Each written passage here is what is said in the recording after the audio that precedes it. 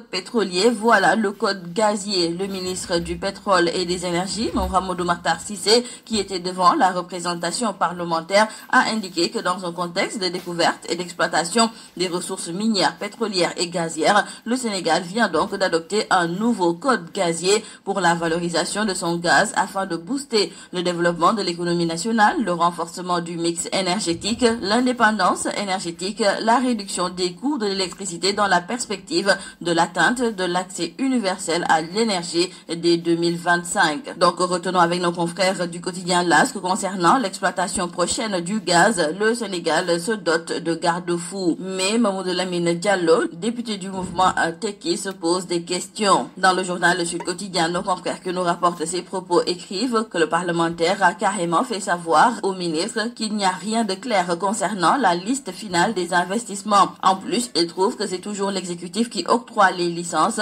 et eux, les députés, eux qui représentent le peuple, ils n'en font pas partie. Il ajoutera donc que l'État n'a pas une politique gazière car il devait d'abord en discuter avec le peuple avant de prendre des décisions. Donc, pour Mamadou Lamine Diallo, tout ça, c'est de la précipitation. Dans le journal Les Échos, nos confrères nous donnent des nouvelles de Bougazeli, ce dernier inculpé depuis le 22 novembre dernier. Seydina Fall, alias Bougazeli, attend toujours son face-à-face avec le doyen des juges d'instruction. Mais ceux qui pensent que le magistrat instructeur a oublié son dossier ou qu'il a décidé de mettre le dossier de côté volontairement ont totalement tort, selon nos confrères, car le juge Sambassal a encore le dossier sur la table et il a d'ailleurs saisi les gendarmes par délégation spéciale pour leur confier une mission précise. Du coup, il attend certainement les résultats des enquêteurs pour démarrer ses auditions. Pour ce qui est de Guy Marius Sagna, on nous fait savoir toujours dans le journal Les Échos que ses avocats, à savoir Maître Moussa Sarr, Khourey Chiba, Amadou Diallo, Seydou Diagne et compagnie vont revenir à la charge devant le doyen des juges avec d'autres arguments. La nouvelle requête aux fins de mise en liberté provisoire sera déposée sur la table du magistrat instructeur cette semaine. Et dans le journal Vox Populi, nos confrères nous rapportent le désarroi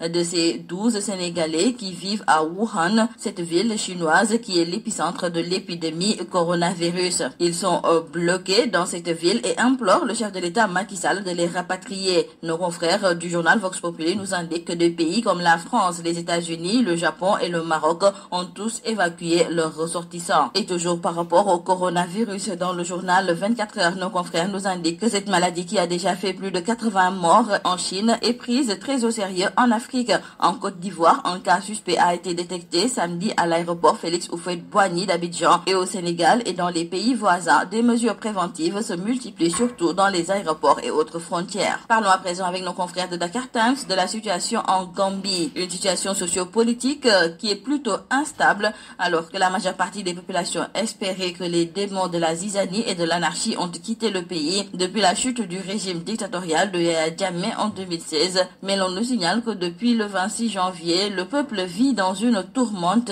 née de la réclamation par le mouvement Trieuse Jotna du départ du président Adama Barrow. Celui-ci a opté pour la riposte face à ces manifestants qui seraient commandés par des personnalités tapies dans l'ombre et qui seraient proches de Yahya Jammeh. Visite officielle du président turc au Sénégal ce mardi, une troisième visite en l'espace de quelques années, nous disent nos confrères du journal Le Témoin. Retenons avec nos confrères que la Turquie étend son influence dans notre pays et cette visite est destinée à renforcer la présence déjà importante des entreprises de son pays au Sénégal. Dans le journal Le Soleil, nos confrères nous reparlent aussi de cette visite officielle du président turc au Sénégal et nos confrères listent les bons points de l'axe Dakar et Ankara. Et nous terminons par cette série de meurtres qui se poursuit. Nos confrères du journal Enquête nous indiquent qu'il y a encore eu un nouveau cas de féminicide. Une dame du nom de Ndioba Seck a été retrouvée morte hier baignant dans une mare de sang. Pour nos confrères du journal Critique, l'assassinat de Ndioba Seck vient allonger la liste macabre et nos confrères de Libération nous expliquent que la dame a été exécutée au couteau, son corps a été jeté sur un tas de pneus usés, son téléphone portable et son portefeuille contenant 10 000 francs CFA